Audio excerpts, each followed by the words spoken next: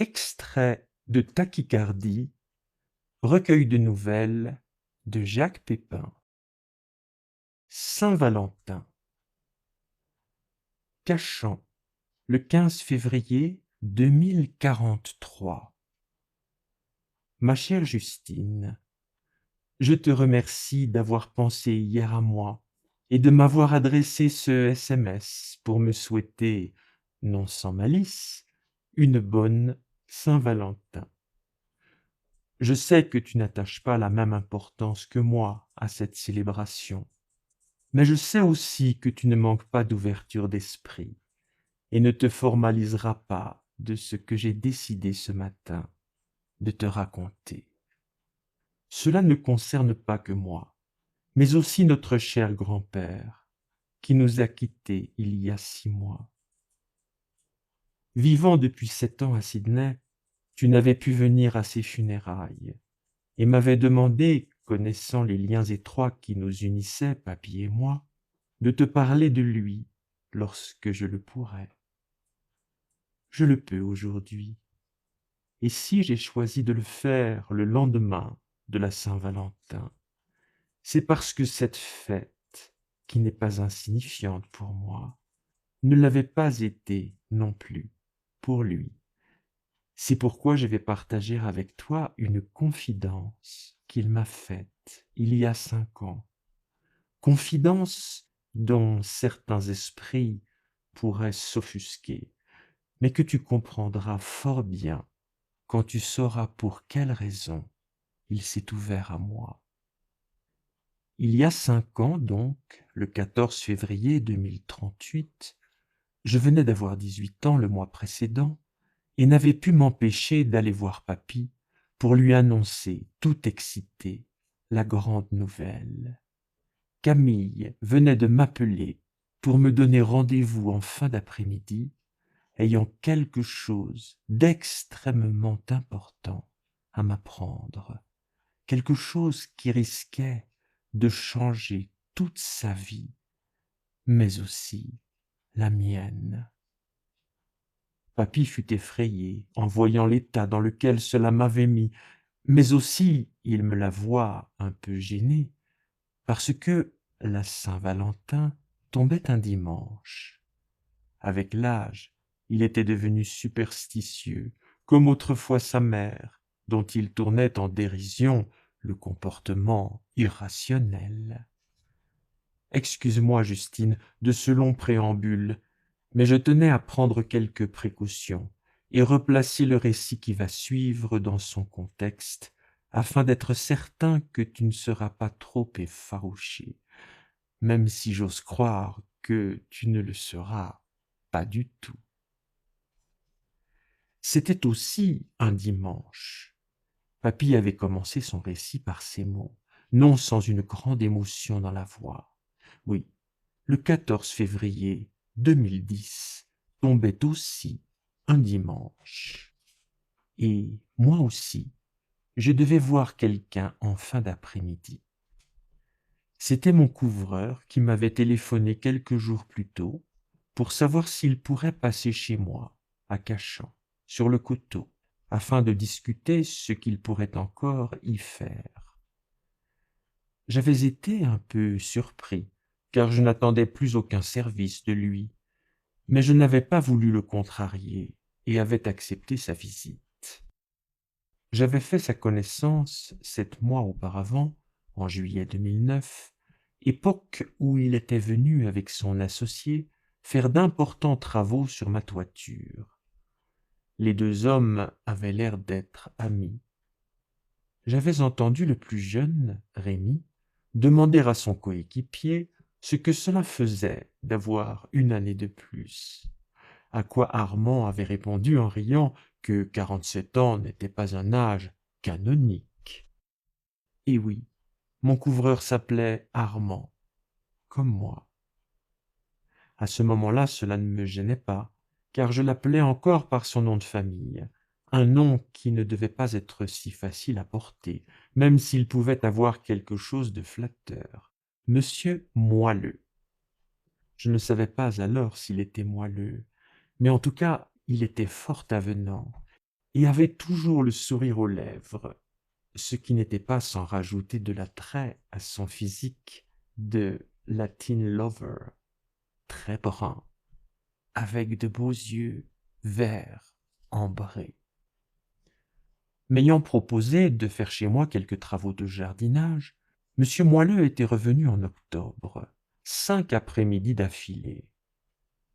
Comme il faisait encore très beau, je lui avais demandé si cela ne le dérangeait pas que je reste dans le jardin avec un bouquin pendant qu'il travaillait.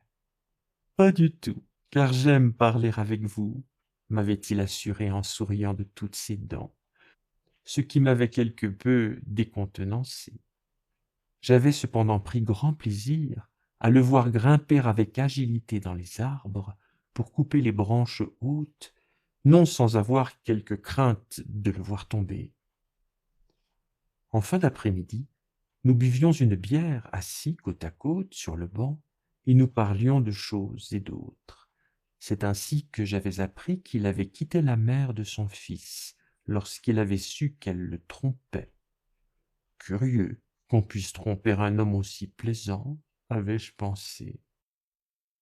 Il m'avait également confié qu'il s'était remis en ménage avec une Portugaise qui n'était jamais satisfaite, râlait à tout bout de champ et de surcroît ne supportait pas son fils. J'en étais désolé, mais ne voyais vraiment pas ce que je pouvais faire pour le consoler de ses déboires conjugaux, dans la mesure où je persistais à le considérer comme inexorablement hétéro. Jusqu'à ce dimanche 14 février 2010, où il se pointa chez moi vers les 17 heures, dans une tenue qui lui seyait bien mieux que la tenue de travail dans laquelle je l'avais toujours vu.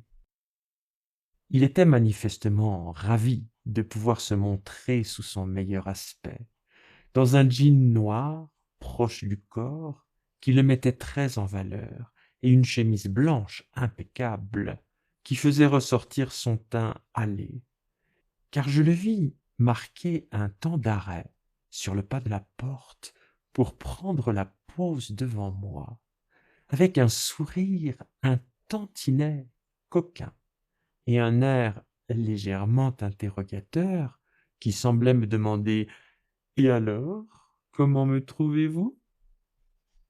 Mais ce qui me troubla davantage, c'est lorsqu'il me tendit la bouteille de vin qu'il avait sous le bras, en me disant que c'était pour moi. Il en avait acheté un carton la veille chez un viticulteur de sa connaissance, et avait tout de suite pensé qu'il serait heureux de me faire goûter cet excellent cru. C'était un Saint-Émilion au nom prometteur de Château Beau Séjour Bécot. L'appellation Bécot m'avait immédiatement interloqué, mais je m'en étais aussitôt voulu de penser que ce vin avait pu ne pas être choisi en toute innocence. Je le remerciai donc, quelque peu embarrassé, et lui proposai de la boire avec lui à la première occasion. Il était encore un peu tôt pour l'ouvrir, séance tenante. Je l'invitai à s'installer sur le canapé du salon pour prendre une bière, et nous commençâmes par aborder le sujet du jardinage. J'avais tout d'un coup trouvé un ou deux endroits qui nécessitaient d'être débroussaillés. Puis, nous arrivâmes assez rapidement à des sujets plus personnels. Je lui demandai comment allait le travail. Il s'exclama que ce n'était pas le travail qui lui posait problème, mais sa portugaise qu'il ne supportait plus d'entendre se plaindre et aboyer sur lui ou son fils à longueur de temps. Il se demandait si toutes les femmes étaient pareilles. Bien qu'il ne m'ait pas posé directement la question, je répartis que je ne pouvais y répondre, n'ayant pas connu d'autre femme que la mère de mes enfants. Il réfléchit un instant et me regarda un peu hésitant avant de lâcher: «Je me demande si c'est la même chose avec les hommes». Comprenant enfin où il voulait en venir, je lui garantis, en lui posant résolument ma main sur son genou, que c'était un domaine dans lequel j'avais davantage d'expérience et que je serais ravi de lui en faire profiter s'il le désirait. Papy s'arrêta là dans son récit, brusquement inquiet, pour s'excuser de m'en avoir peut-être trop dit. Je l'assurai alors que rien ne m'avait offusqué dans tout ce qu'il m'avait raconté. Je ne voulais pas qu'il se culpabilise, comme je l'avais vu faire parfois en famille, lorsque, redoutant la désapprobation de ses fils, il se reprochait d'avoir pu dépasser en paroles certaines limites. Tranquillisé, il ajouta qu'il avait revu par la suite plusieurs fois son couvreur, mais toujours en coup de vent. Ce dernier était pourtant resté avec lui le soir de la Saint-Valentin et lui avait parlé, avec un enthousiasme qui paraissait sincère, de vacances qu'ils passeraient ensemble, ainsi que de parties de pêche qu'ils partageraient le week-end, puisque le bel Armand adorait taquiner le goujon. Mais il n'en avait jamais plus été question après cela, au grand désappointement de Papy. Il n'en avait pas tant voulu à son marchand d'illusions qu'à lui-même, puisqu'il était tombé une fois de plus dans le piège que lui tendait son goût immodéré de la romance, responsable de sa crédulité. Il comparait ce goût de la romance à son virus de la paralysie faciale qui dormait sournoisement en lui, n'attendant qu'une baisse de ses défenses immunitaires pour se réactiver et lui faire péter les plombs. En outre, la quête d'amour avait toujours été pour lui source de stress, ce qui pouvait être à l'origine de la tachycardie dont il souffrait.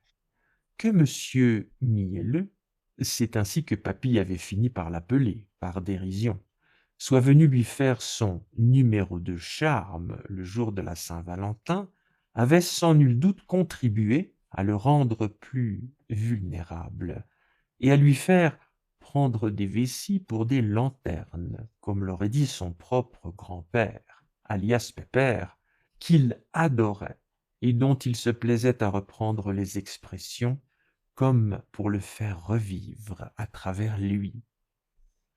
Pour être sûr de ne jamais oublier ce dimanche de Saint-Valentin, Papy avait conservé sur un présentoir dans son salon la bouteille de Château Beau Séjour Bécot. Sous l'étiquette d'origine, il avait ajouté la mention « Mirage de la Saint-Valentin ». C'est parce qu'il voulait m'éviter de connaître semblable déconvenue que Papy avait décidé de me raconter son histoire.